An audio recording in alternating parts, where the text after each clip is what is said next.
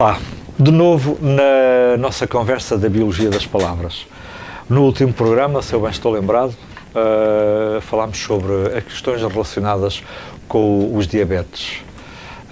Há uma patologia associada, é quase indissociável, à aterosclerose, o colesterol e os diabetes. Umas coisas estão relacionadas com as outras.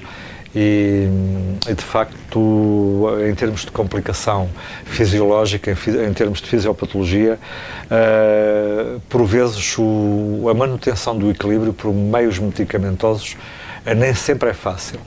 E eu quero deixar-vos esta ideia porque nós, no nosso comportamento, designadamente no comportamento alimentar, e no comportamento da nossa atividade física, temos muita responsabilidade no desenvolver, no deixar ou não desenvolver este tipo de patologias que acontecem com a idade. Então, se fumarmos e se tivermos hábitos também de ingestão de bebida alcoólica de alguma maneira desregrada, designadamente em bebidas fermentadas, tipos bagaços, bebidas brancas ou outras destiladas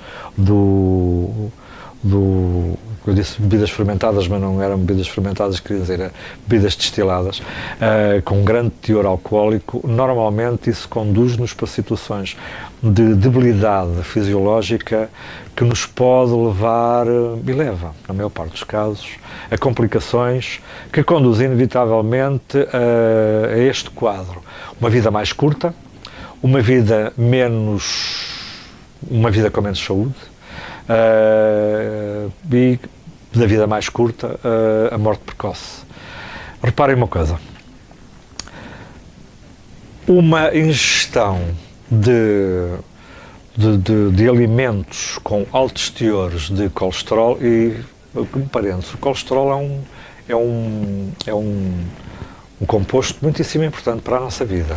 Faz parte das membranas das nossas células e está na base da síntese de algumas vitaminas, de ácido fólico, inclusivamente de hormonas do foro sexual, a testosterona designadamente e o estradiol.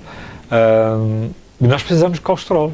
Ponto final, não há dúvida nenhuma, somos animais, as plantas não têm colesterol, há uma razão para isso que não vale a pena adiantar, é uma razão bioquímica, metabólica, funcional, que nem sequer é muito complicada, mas pronto, demora tempo a explicar. E se calhar a eficácia da explicação não seria conseguida. Mas os animais todos eles têm colesterol. E os alimentos provenientes de animais têm colesterol. Nós, como animais, necessitamos de colesterol, só que o colesterol a mais, em excesso, é um veneno muito grande, porque o colesterol é absorvido pelas microvilosidades do intestino delgado, passa para a corrente sanguínea, e há diferentes tipos de partículas lipídicas que entram na circulação sanguínea.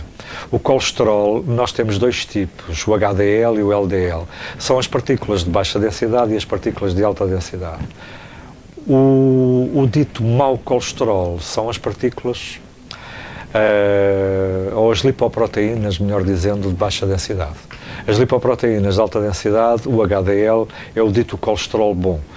O seu metabolismo está regulado e não há, digamos, preocupação em termos patológicos com o LDL.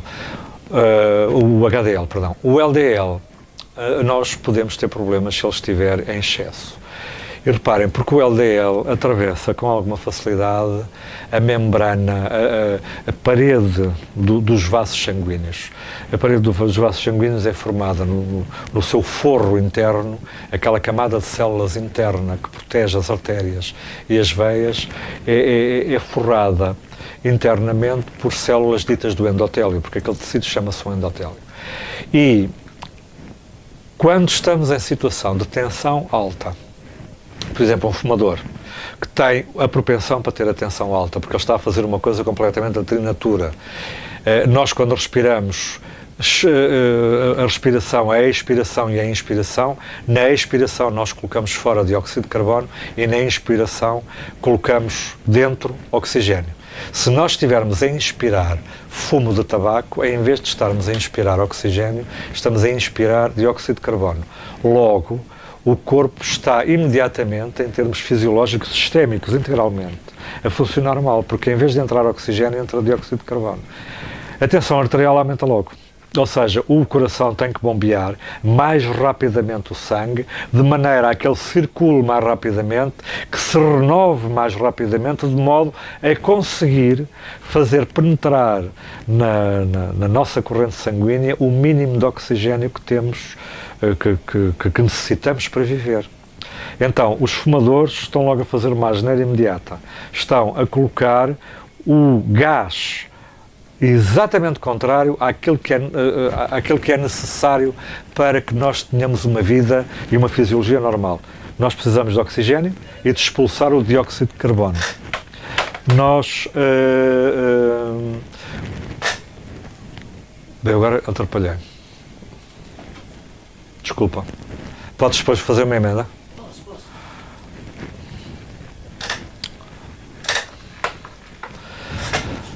Desculpa. Nós precisamos de oxigênio, de inspirar oxigênio e de expulsar dióxido de carbono. Aumentamos a tensão arterial por via disso. As partículas de LDL em circulação, se ele estiver aumentado, têm, dada a força da pressão arterial, nos vasos sanguíneos mais finos, porque as artérias começam por ser vasos de grande diâmetro, de grande calibre, e começam a afilar, a afinar para as extremidades, designadamente as artérias que vão para o cérebro e as próprias artérias coronárias que estão a envolver o coração, que alimentam de sangue o tecido do coração, o músculo do coração. Essas artérias têm que estar muito eficazmente desentupidas e estão muito ramificadas, porque elas estendem a sua ação para o cérebro inteiro e depois para o coração. As coronárias formam uma rede inferior e superior, de maneira a alimentarem em oxigênio e o músculo cardíaco.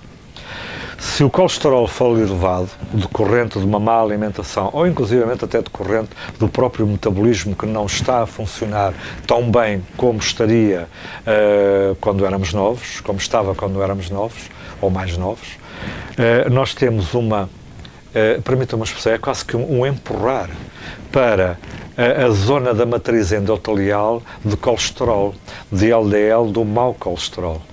E esse facto leva a que, ao longo do tempo da nossa vida, um desregramento na alimentação, um desregramento pela via do tabaco, do fumo do tabaco, e eventualmente também de bebidas alcoólicas, com um tipo de vida mais ou menos sedentário, que não se preocupa em fazer exercício físico, nem restabelecer os equilíbrios e a homeostasia do organismo, conduz inevitavelmente a um acumular de colesterol abaixo da camada de células que forra o interior das artérias. E quando esse colesterol, quando esse LDL entra nessa zona, na zona da íntima, na zona do tecido conjuntivo e tecido muscular, porque todos os órgãos têm musculatura lisa, transversal ou longitudinal, porque os vasos sanguíneos têm constrição, vasoconstrição e vasodilatação, portanto têm musculatura. Quando o colesterol, o LDL, entra para a zona subendotelial, acontece uma coisa, nós temos imediatamente uma reação do tipo inflamatório. E as reações do tipo inflamatório são reações da imunidade inata, são a primeira linha de defesa do organismo. O organismo vai tentar defender-se daquela entrada abusiva de LDL numa zona onde o LDL não pode estar. E na tentativa de remover esse LDL que abusivamente entrou na camada subendotelial, da matriz, da íntima, na zona do vaso sanguíneo. Imaginem uma mangueira, aquelas mangueiras que têm várias camadas. Nós temos o lúmen da artéria e depois temos as várias camadas, e aquela zona que forra é o endotélio. As outras são zonas de suporte desses tubos, dessa tubagem. Então nós temos uma reação imunitária, mas a reação imunitária, no caso do LDL, não consegue chegar ao final da sua execução, ou seja, A série de neutrófilo macrófago, monócito macrófago, também dito, os macrófagos que fazem fagocitose e que pretendem destruir as partículas de LDL não conseguem, porque as partículas, entretanto, sofreram uma oxidação, alteraram-se e os macrófagos não têm capacidade para digerir aquelas partículas aquelas lipoproteínas de baixa densidade que estão ali. E então eles engordam, ficam células enormes, células esponjosas, quintuplicam ou decuplicam o seu tamanho normal, vão ocupar espaço na camada subendotelial e a continuada entrada de LDL para essa zona leva a que a reação inflamatória que continue a ocorrer, levando mais macrófagos para a camada subendotelial e continuando com a fagocitose que não consegue destruir as lipoproteínas de baixa densidade oxidadas. Logo, nós temos um fenómeno de formação de ateromas, ou seja, num determinado local da artéria, ela começa a inchar. Porquê? Porque há cada vez mais macrófagos cheios, repletos, completamente empanturrados de LDL que não conseguem digerir, mas a reação continua e há um aumento à formação de um ateroma.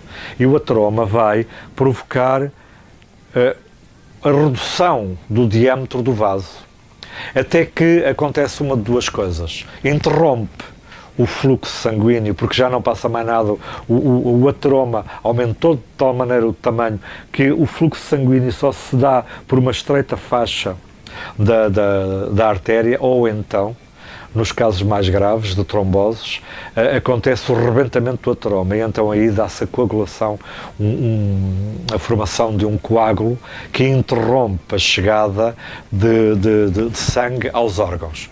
Se isto acontecer, como acontece, é normal, ao nível dos vasos sanguíneos, das artérias coronárias, aquelas artérias que alimentam o músculo do coração, nós temos um infarto do miocárdio. Porquê? Porque o coração precisa de estar continuamente a receber sangue, com oxigênio e com alimentos, para manter a sua atividade física de contração, relaxamento. O coração é um músculo e o coração está ininterruptamente a contrair e a relaxar, a bombear sangue. Se numa determinada zona do miocárdio não chegar sangue, essa zona para. Faltou-lhe energia, faltou-lhe o alimento e parou. Temos um infarto do miocárdio que pode conduzir à morte. De qualquer forma, ficam sempre sequelas, porque esse músculo que não foi alimentado durante um determinado período de tempo vai morrer, vai provocar o aparecimento de um tecido necrótico, que no caso nós podemos perfeitamente dizer que é uma cicatriz. Fica ali uma cicatriz e aquele músculo nunca mais vai funcionar bem. Agora, se acontecer ao nível das artérias que conduzem e que disseminam, que distribuem o sangue no cérebro, o problema é maior. Nós temos um AVC, um acidente vascular cerebral, podemos inclusivamente ter um derrame, são casos muito graves, ou ter uma zona do cérebro igualmente não irrigada e que morre. E já agora vou dizer-vos uma coisa para conhecimento de todos, para que tomem isto em devida atenção. O cérebro não pode estar sem energia, sem alimento, nunca. Se nós pararmos o fornecimento de energia, de alimento, de oxigênio, nem que seja por uma fração de segundos no cérebro, o que acontece é que aquela zona deixa de funcionar. No coração é a mesma coisa. Nós podemos ter acidentes vasculares noutros sítios, nas pernas, nos braços, normalmente nos membros inferiores, mas nem nos damos por isso, quer dizer, às vezes há sintomas, mas pode não ocorrer sintomatologia nenhuma, mas há um impedimento de chegada de sangue a alguns sítios, que em alguns casos pode dar necrose e pode dar algum tipo de derrame interno que deverá sempre ser visto pelo médico. De qualquer forma, o colesterol é necessário. Somos animais, precisamos de colesterol. A alimentação desregrada, com um aporte, com um fornecimento de colesterol, de gorduras, em quantidade exagerada, leva a que, se houver algum tipo de deficiência no metabolismo, vida sedentária, fumo, leva a que o LDL se acumule, acumula-se primeiramente na corrente sanguínea, depois é, digamos, enviado para a camada subendotelial e depois toda a reação inflamatória produz um ateroma e o ateroma ou faz a obstrução do fluxo sanguíneo ou pura e simplesmente rebenta.